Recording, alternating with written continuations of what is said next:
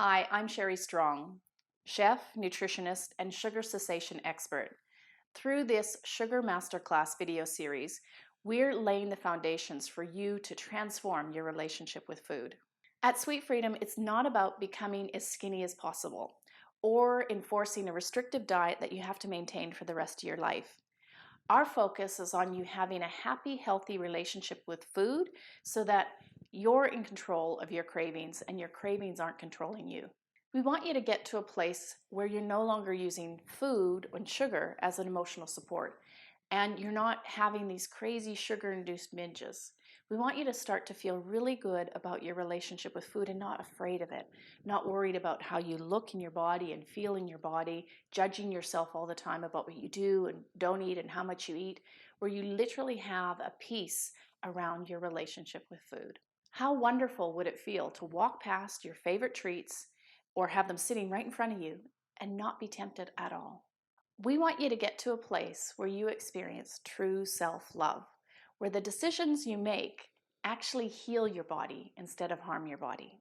So in this video, we're going to start to rekindle a healthy relationship with food by returning to eating real food. And remember what I said in the last video? The more you nourish, the less you crave. There are more nutrients in these 3 recipes than many North Americans are getting in an entire week. And by introducing these 3 recipes into your eating, your way of eating, you are going to develop what I call a nourished foundation. What I mean by a nourished foundation is that these foods will start to heal the damage that's caused by a lifetime of eating processed foods. The other thing they're going to do is the more they nourish you, they're actually going to help you curb your sugar cravings. You're going to crave that less. And most importantly, getting into the kitchen, working with real food, learning how to prepare it, is something that will lay a foundation for a lifetime of a healthy relationship with food. Because one of the things that the most credible and well-respected nutritionists agree on, even though they disagree on a lot of things, is that getting into the kitchen and preparing your own food is essential for that healthy relationship with food and your body. Before we get started, it's important to make sure you're sourcing the best quality ingredients available to you, because the closer what you're eating is to nature, the more nutrient dense it's going to be. Ask yourself this: are you consuming mindfully or mindlessly? Okay? Are you more focused on getting the cheapest, most convenient, quick food, or something that's actually going to nourish your body? So think about it. If you're going out and just trying to score the cheapest deal, something that's quick and easy, convenience takeout food every night, and you're not actually engaged in the process of sourcing and preparing your food, you're actually detached from what it is you're eating. So you could be really eating anything, and you're not really developing a really grounded, strong foundational relationship with it. So running around the supermarket on autopilot, not really conscious and connecting to what we're eating or what we're sourcing, makes it really hard for us to actually feel grateful for what we're eating. And when you're not consciously grateful for what it is you're eating, you're much more likely to mindlessly consume on default. The way you shop and source for food has a significant impact on your Sweet Freedom journey. At Sweet Freedom, we want you to become an empowered consumer, because when you're empowered, you're much more likely to make healthy decisions about your life and what you eat. We like to say strong choices for a strong life, as opposed to when you're feeling powerless, you're much more likely to succumb to all the pressures of sugar around us as a society. So think of it this way. Have you ever been in a place where you're just feeling really good and happy and strong and powerful, and you've managed to just walk past the bakery? Or you actually push your plate away before you're full. And then other times where you're triggered and feeling powerless and you can't get to the bakery fast enough. To make sure we're eating the best quality, healthiest ingredients, we're going to follow a principle called slow eating. Now, SLOW is an acronym that stands for seasonal, local, organic, and whole. When food is in season and sourced locally, it's not only going to taste a lot better, but it's going to be more nutrient dense. Now, if you've ever had a piece of fruit that's been warmed by the sun, ripened by the sun, and plucked from the tree, and you eat it, or have it just freshly, delivered from the farmer's market, it tastes so much different and so much better than anything you'll find at a supermarket. The longer your produce is away from the source of where it's being picked or cut, the more nutrient loss is going to happen. So the longer it's shipped, overseas or transported in a truck or kept in storage, the more nutrient loss of vitamins, minerals, and other precious nutrients like phytochemicals is going to start to diminish. So the moment a piece of produce is picked, its enzymes start decomposing and feeding on itself. So when you're in the supermarket next time, have a look around and see where your fruit and vegetables are actually coming from, and start to understand that if it's come from far away, the chances are it's going to be less fresh and it's going to actually have less nutrients. So when I'm talking about organic, I'm basically just talking about food without chemicals in them. We don't need those chemicals. And the fact is that many products in the supermarket are not only grown with chemicals, processed with chemicals, and had nutrients processed out, but the packaging and the way they're processed actually makes them more toxic and addictive to the body. Whole living foods have sustained life on this planet for millions of years. And by returning to those whole living foods, we're now eating foods that our bodies have evolved to easily digest. Our bodies have not evolved to digest highly processed foods, and especially sugars. So where do you get these seasonal, local, organic, and whole foods? Well, the best place, if you haven't already guessed it, is the farmer's market. When it comes to slow eating, it ticks all the boxes. Buying your food locally means you not only know who's grown your food, but where it's come from. And you're not having to worry about food that's being shipped around the world filled with nasty chemicals and pumped full of preservatives to keep it so it lasts on the supermarket shelf for a long time. One of the things about buying locally is it's probably your best chance to ensure that you're buying the freshest, most nutrient dense, and tastiest food around. And if you don't believe me, try this little experiment. Go to your farmer's market and buy something that's organic and in season and that you want to eat.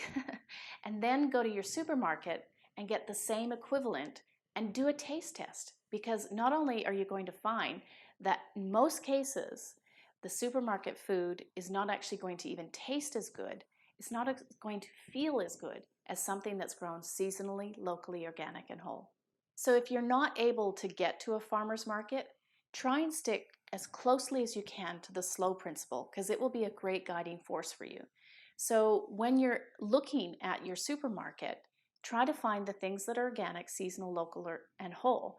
And then working within that principle, even within a supermarket, you're going to do way better than not being conscious about what it is and how you're sourcing your food. What you'll find with Sweet Freedom is we're all about getting you away from having to figure out complicated food labels or look at long a list to find out what it is you're meant to be eating. We're really about preparing food from scratch, so as simply as you possibly can. So when you're in the supermarket, you're going to look for things that are whole foods. And if you are buying something that isn't whole foods, you want things that you actually recognize and know exactly what they are. You see, the whole reading labels and counting, that whole counting process is actually counterintuitive to how human beings are actually meant to be eating. And when we actually start to just get back to as close as we possibly can to the source of how we're meant to be eating, there's a beautiful freedom that comes from not having to worry about labels, because you're not buying the foods with complicated processed foods in them. There's no worry about buying things that have nasties in them, because you know the source of where they're coming from, who you're buying from, and now you're also going to learn how to prepare it. So you're not mindlessly consuming some kind of conveyor belt pre-prescribed diet, meal that more often than not has a lot of things in it that are not good for you or your body. So what you're going to find is this way of shopping really is in stark contrast to just going through a boring supermarket on autopilot. You're now turning it into something that is mindful, you're conscious about it, and you start to develop this beautiful relationship with the food you're buying and how that's going to impact your body. Now, if you're one of those people who isn't inspired by vegetables or doesn't even like the taste of them, chances are you've been eating the supermarket versions that have been, in storage for a long time, traveled a long way, or weren't grown with integrity in the first place. When you have the lovely farmer's market vegetables and you learn how to prepare them very simply so the flavors actually speak for themselves, it will actually change your relationship to vegetables. To give you a powerful illustration of how this works, I do corporate keynote speaking and I have a cooking keynote. And as part of my cooking keynote, I will ask the audience who feels they're the worst cook in the audience. And we find the worst cook in the audience and bring them up on stage to do a cooking competition with me, so MasterChef style.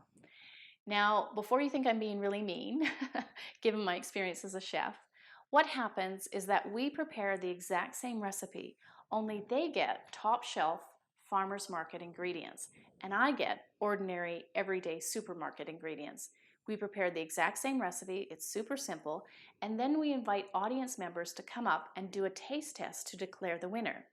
Now, I've been doing this for over 10 years, and every single time, the worst cook, the self-proclaimed worst cook in the audience, is the winner. And what this illustrates is that you don't have to be a great chef to prepare meals that can actually win over someone who is a well-established chef. You just simply need to buy food that's seasonal, local, organic, and whole, that's treated well, and just prepare it simply to actually have beautiful food. Don't believe me? Try one of these simple recipes I'm going to prepare right now. So grab your aprons, if you've got it, or chef's hat if you like, and let's get cooking.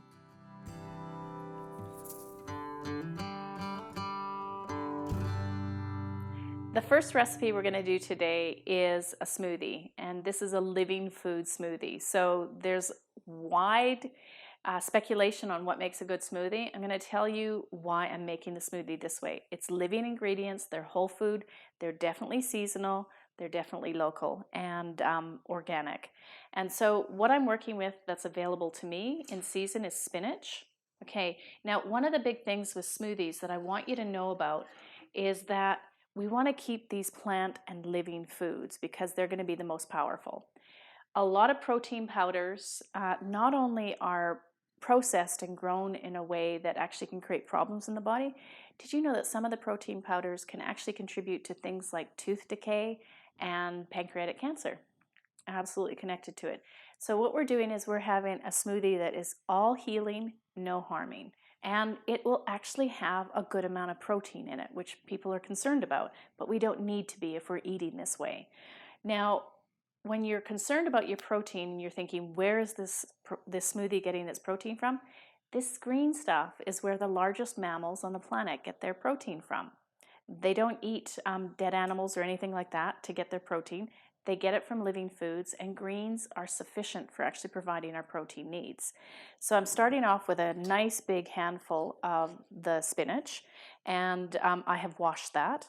And then I'm going to add an apple in season. So with the smoothies, I only use fruits that are in season, and I use the subacid fruits, the fruits that aren't high in sugar. So I don't use bananas and pineapple, the tropical flavors. I know they taste delicious, but if you start to do some research about two things, one, how they're grown and treated and shipped over, and the things that they're actually treated with, it's not a good thing.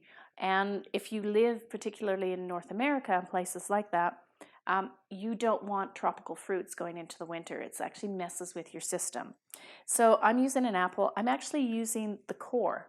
I'm taking off the little end fuzzy bit and the stem, but I actually include the core because there are nutrients in the core that are actually good for us, including those apple seeds. So what I do though is I cut it into 8.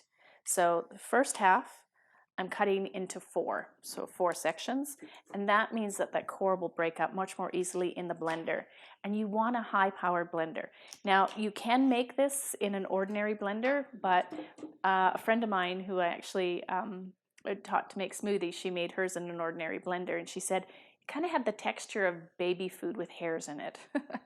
So if that's the case for you, and you're really sensitive about fibers, if you chop the things up more, they're actually going to blend more smoothly.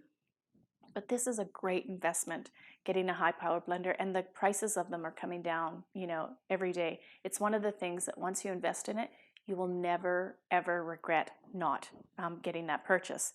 The next thing I'm going to use is some cucumber. I've got a continental cucumber. I'm using about 1/3 of a continental cucumber.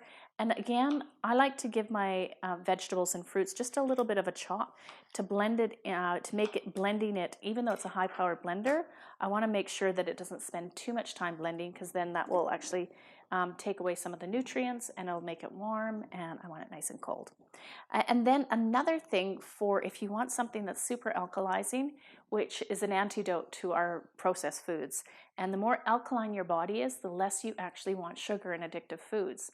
That was an amazing thing for me. And what I find is the more alkaline I am, things like coffee and sugar just have very little appeal to me. Although I can manage to get a cup of coffee down, even when I'm alkaline. So I'm just going to use half of the lemon, and I'm actually going to use the peels all because the peels are organic, because the lemon is organic, the peel is organic, so I don't have to worry about chemicals on the outside of it. And there are lovely oils within the lemon that really help with that alkalizing process and cleansing process. And then I'm going to finish off with some hemp seeds. Now I've probably got about a tablespoon of hemp seeds. These are locally grown here in Canada, and they have a great protein profile. There's fiber in them, and there's also fats. Now the great thing about having a smoothie with a little bit of fat is that in some of our vegetables there are fat-soluble vitamins. And what's going to happen is as you have a fat that accompanies the fat-soluble vitamins, you're much more easily to ingest and appropriate it throughout your body. So that's how simple a smoothie can be.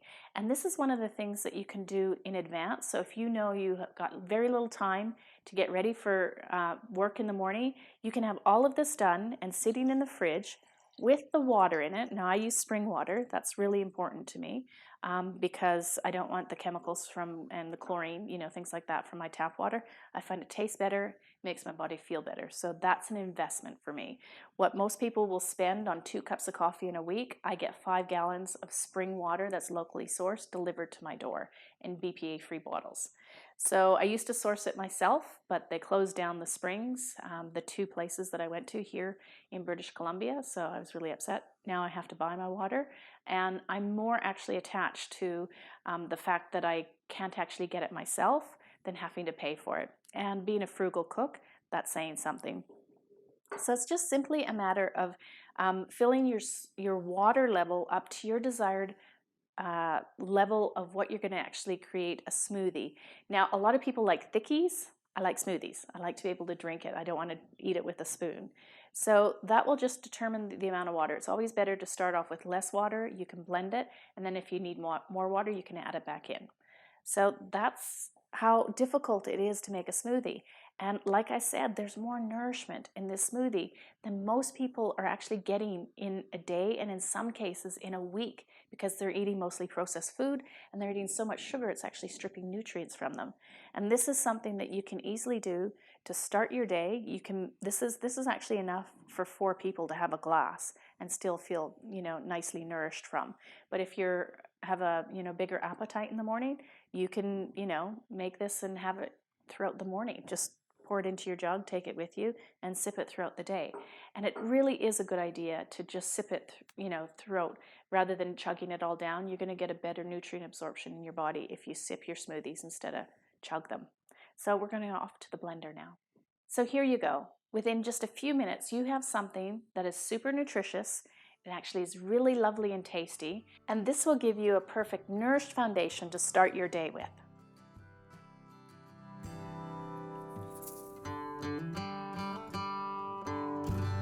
Soups are a wonderful way to get nourishment into your body, and they're kind of like the smoothies for winter or in the warmer months, or just main course kind of smoothies.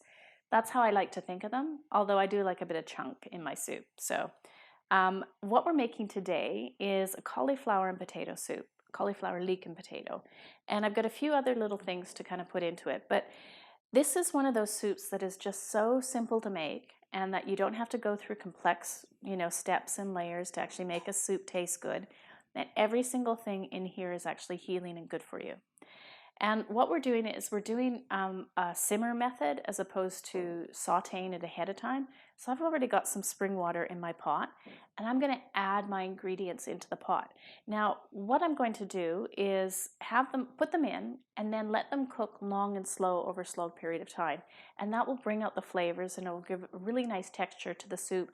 And there's a smoothness that comes to cooking something over a long, slow period of time. Now, if you're in a hurry and you want to make this fast, You can do it in the traditional method of making a soup where you just basically put some oil in the bottom of the pan and saute some of the ingredients like the leek and the garlic, and then add your other ingredients, add the water on top or stock if you prefer, and then let it cook in a shorter period of time. But the way I'm doing it now is really more of a healing soup. So you're not cooking fats at a high heat that are not going to tolerate that, and all your vegetables are going to retain the nutrients better for the process that we're doing. So to simply start, what I'm going to do is I've got some Siglinde potatoes. Now I realize that they're not available everywhere in the world, and this is a farmer's market, heirloom variety of potato.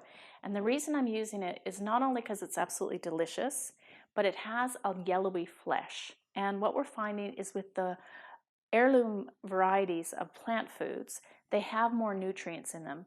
The white kind of potatoes that have been grown for the mass diet will spike your blood sugar, whereas these potatoes, particularly if we're cooking them long and slow, won't do that. And so I just cut them into chunks. Because I'm going to do a combination of cooking this and then blending some of it, nothing has to look pretty in the way that I'm cutting it up. So you don't have to be a chef to cut it up. And it's just a matter of, I'm cutting these into 4. I don't want them too big because I don't want it to take too long to cook, even though I'm doing a long, slow process. And I don't want them to be too small. So it's the mama bear, papa bear, baby bear principle. Just right is how I want to actually cut it up. So once my potatoes are done, I'm going to move on to my cauliflower. And the cauliflower is really simple in that you just break it off the florets from the actual head of the cauliflower and just start to pop them in. And if you have larger florets like this, I just tend to break them off and pop them into my pot. There we go. So you have nice bits that are usually, you try and get them, the general principle with cooking is to have things in uniform kind of sizes, so you don't have like huge bits of cauliflower and then tiny bits. You want them to kind of be around the same size. But remember, you will notice, or not remember, but notice, I'm not measuring anything here. Now, this can be a little disturbing for precision cooks. Precision cooks are the people who need a recipe and follow a recipe, and if it goes outside of the recipe, they don't have an ingredient, they can't make the recipe. I'm more of an intuitive cook, and what I have found over the years is that if precision cooks can be persuaded to add a little bit more intuition into their cooking and starting to trust their judgment around their food, it ends up tasting better. And that's because this cauliflower, the cauliflower that I have here locally, might have a different taste and flavor than the cauliflower that's grown near you.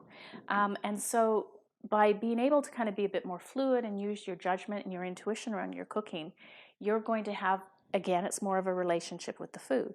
Now, if you're a precision cook, we can definitely provide outlines and recipes for that. And really, if you look online, you're going to find so many recipes. It's not a problem to actually find that. But one of the sweet freedom processes is just to have a little bit more freedom in how you're actually choosing to cook. And so by being more intuitive and less having to worry about measurements, you can actually have a little bit more fun with your food and cooking.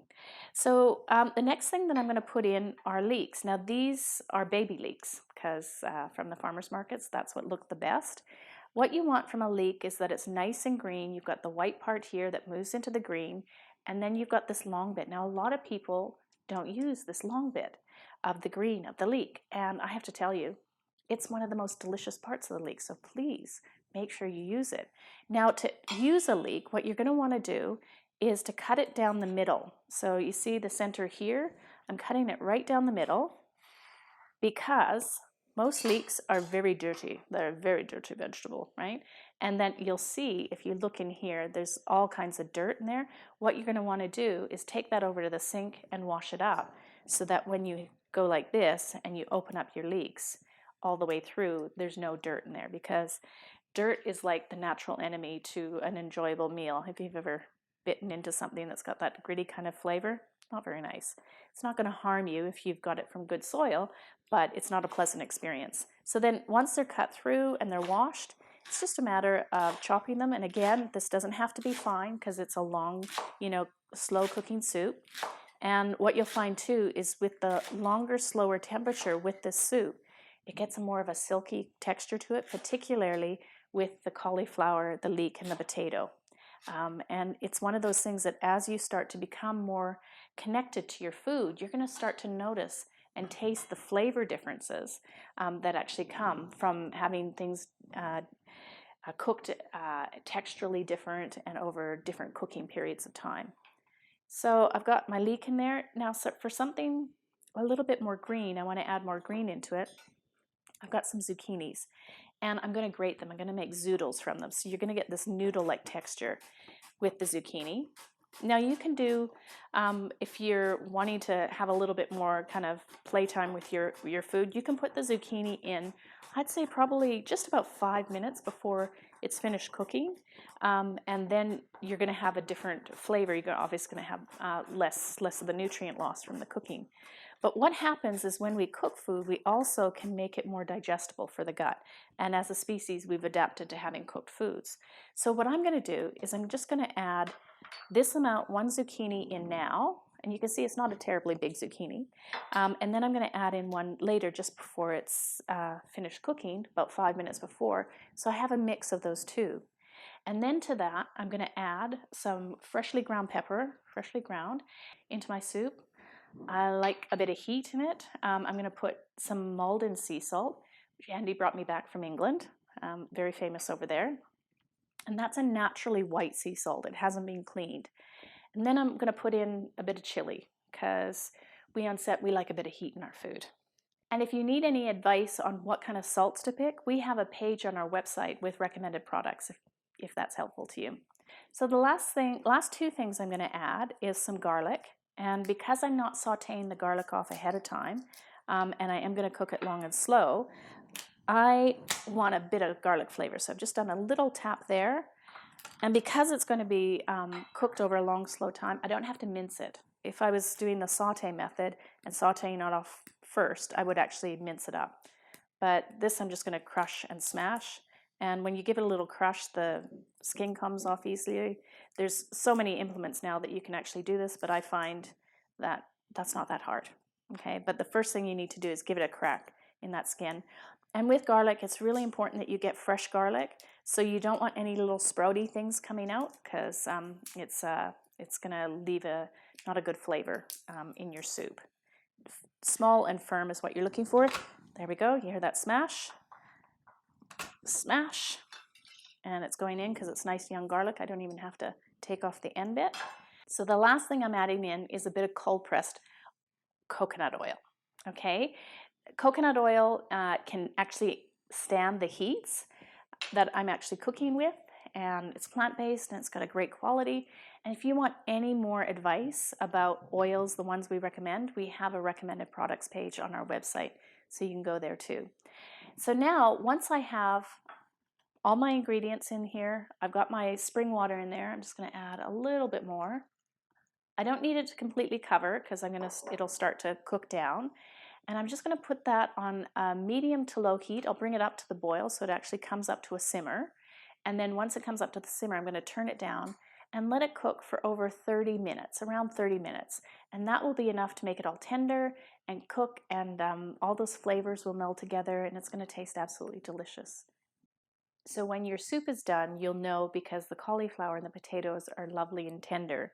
And you can have it as a clear soup with chunky vegetables, or you can blend the entire soup in a blender, or you can do what I've done, which I've taken half the soup and blended it and added it to my chunky vegetables. That way I have this beautiful kind of creamy soup with lovely textured chunks of cauliflower and potato that I can chew into.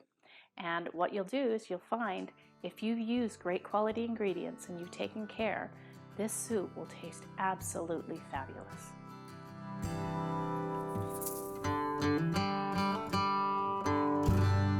Something that is a staple to Sweet Freedom Living are salads. And salads are something that we've come to associate with dieting rather than truly being nourished. And the reason is that most of the salads out there on the market aren't really nourishing. They're made with mass-produced ingredients that aren't grown in good soils. They've got dressings on them that are full of nasty ingredients and sugars and salts and a lot of chemicals. And so a lot of those dressings aren't healthy. And so we've got this kind of mixed messaging around salads, something I'm doing when I'm being good. And I'd like to reframe it as a salad can be an incredible act of self-love and love for the planet, because I believe that what's good for the body is good for the planet, and what's good for the planet is good for the body. So when we start to prepare foods that have been grown with respect to our earth, they give back to us. And when we eat those foods, we get sick less often, so we have less of a negative impact on the planet and a much more positive impact on our personal life. So I know you're thinking, Sherry, are salads really linked to world peace? I truly believe it, okay? So with salads, for me, it starts always with great quality ingredients, from things like getting the lettuces from the farmer's market, or even looking in the supermarket for the things that are grown locally. So it doesn't always have to be, right from your area. I'll actually choose organically grown over conventionally locally grown in the supermarket, and at the farmer's market. I'm always seeking out the stalls that are organic because I don't want chemicals in my food. So you'll see that I've got some romaine lettuce, maybe you won't see, and what I've done ahead of time is I've washed that thoroughly because I don't like dirt in my salads. Might have some minerals in it, but it's not really my way of getting them. And then I just washed them and popped them in a salad spinner, spun them, and then chopped them up. Super simple. Now, simple, you might be thinking, Sherry, these recipes are just too easy or too simple. And I want to remind you that simplicity is the pathway to mastery. And sometimes the most simple things I have learned having had meals prepared for me by some of the world's top chefs is when they go home and they cook in their own kitchens, the food is incredibly simple and it usually starts with amazing produce. So I'm spending a lot of time talking about the produce, and that's kind of the basis of why this dish is so important, is when you start to source great quality ingredients, you have to do very little with it. So I'm going to add some zoodles, zucchini noodles, to my salad, just popping it on the zoodle maker and giving those a little taste. And I like the way the dressing that I'm going to make, which is again super simple, makes the little zoodles kind of slippery and silky. Then I'm going to add some cucumber. I've got these tiny little finger cucumbers. They're often called, in Australia, we call them Lebanese cucumbers. And again, these are from the farmer's market. And I'm just taking off the end bits, so you don't have to if you like, leaving the skin on. You'll see that with most of the things that I cook and use in my food, like carrots and potatoes, I don't actually peel them because of the nutrients that are in the peel. It does two things. It gives me more nutrients, more volume for my food, and it saves me time. That was actually three things. So then I'm just going to cut these, I did lengthwise in half, and so essentially I'm getting little half moon shapes. I love that how that actually tastes when you cut it this way. Now you're going to say, Sherry, really? How you cut it actually makes a difference? And can I tell you, when I was first a chef, I went and did a master class with Marika Brugman in Haukodale in Australia. And I remember her during one of the classes saying how you cut the tomatoes actually makes a difference to their flavor. And I actually thought she was being ridiculous. I remember saying, oh my God, they had diced tomato in the salad. And like, that's just terrible to actually have diced tomato in the salad. It was horrible. They obviously didn't know what they were doing. And I used to, mimic her and kind of make fun of it. But I did learn that how you actually cut something not just makes a difference to its texture and visually how it represents, but it can actually impact flavor. So when we talk about simplicity, when we go micro into food, we realize that how we cut things, how we source them, our intention with which we prepare it actually makes a difference. And it's why I often say I'd much rather have a greasy bowl of noodles, with people who are kind, positive, loving, and upbuilding, than have the most gourmet, nutritiously prepared meal with people who are angry, depressed, and negative. But if you pair having a meal with people who are kind and loving, and you pair that with food that is prepared with great intention, you actually have the seeds of creating something transformational in the way you're eating. So you don't have to be a great chef. You don't have to create complex flavors to make your food delicious. You just need to source well. And speaking of sourcing well, these are heirloom tomatoes from the farmer's market. I bought them at a kind of a perfect kind of ripeness where if I throw this against the window, it's not going to break the window, and it's not going to just completely dissolve and go splat. So it's finding that middle ground. The splat phase is really good for making sauce, but maybe not so much for the salad. And another thing that I do with tomatoes when they're in season, I will make a dressing just simply with the tomatoes, lemon juice, salt, and olive oil. And it does actually make a difference to the flavor than the dressing that I'm going to make, which is just one ingredient different to that. So I've got some diced tomato in there, and because they're at that perfect ripeness, the juices will actually meld with the other flavors of the salad, and you're going to find that it's absolutely delicious. And I'm going to use 2 types of heirloom tomatoes here, the red and the orange ones. These ones are, I think, heart tomatoes or purple heart tomatoes. I have some black Russians in there, and I can't remember the name of the orange ones from the farmer's market. But sorry, Marika, I'm making diced tomatoes in the salad. So I still think it's going to taste absolutely delicious. But when we start to learn how our ingredients are made and the integrity with which they're made impacts our flavor, it is completely liberating to know that I just have to go about and buy great ingredients, and then it lessens my time in the kitchen. So speaking of great ingredients, on my salad, I'm going to put, again, a bit of the salt.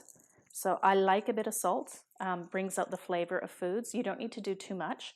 This is a natural Malden sea salt, as I used in my soup recipe. And I'm going to use some sunflower seeds for a little bit of crunch. There we go. So the salt is the first part of my dressing. Some pumpkin seeds. Nice, another little flavor of crunch. These are raw, and I actually store them in the fridge. And then just for another source of fiber, fats, deliciousness, are some more of those hemp seeds that I used in the smoothie. Now, the 2 things that I'm dressing my salad with are very, very simple. But simple, again, don't be deceived by quality. I've got a beautiful lemon, half a lemon, that's all I need. And I've got a beautiful quality, extra virgin, first cold pressed organic olive oil. When you're using your oils, you want to make sure that they're fresh. Vintage oils are not a good thing for your salad. So fresh oils, and you want to really invest in your oils. It's better to buy small quantities of a really good oil than getting those 4 liters of a cheap oil. And anytime an oil comes in a 4-liter tin, unless it's food service from a high-end provider, it's probably not a good oil for you. So to dress it, it's just simply a matter of squeezing the lemon. So now I'm squeezing the lemon over the tomato and that salt, which will start to dissolve the salt, and those flavors are now starting to mix. And just, okay. So I've just got a little lemon squeezing dowel, and I'm getting every last little bit of lemon out of there. There we go. And the last thing I do is drizzle with my organic, first cold pressed extra virgin olive oil.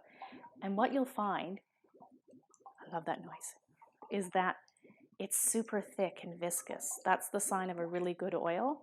And what happens is that it finishes absolutely clean on your palate. Most of the oils on your supermarket shelf are actually quite thin because of the processing, but they leave a greasy taste on your palate. It's really interesting. Most of the processed oils have been processed with over 14 different processes using heat, heptane, hexane, which is petrol, water and phosphoric acid, bleach, caustic soda. There's all kinds of nasty things that are used in the oil to actually take out all of the delicious nutrients in it so it lasts a long time on a supermarket shelf. And I would bet that 99% of the dressings that are made for the supermarket shelf have low quality oils in them because they're too expensive.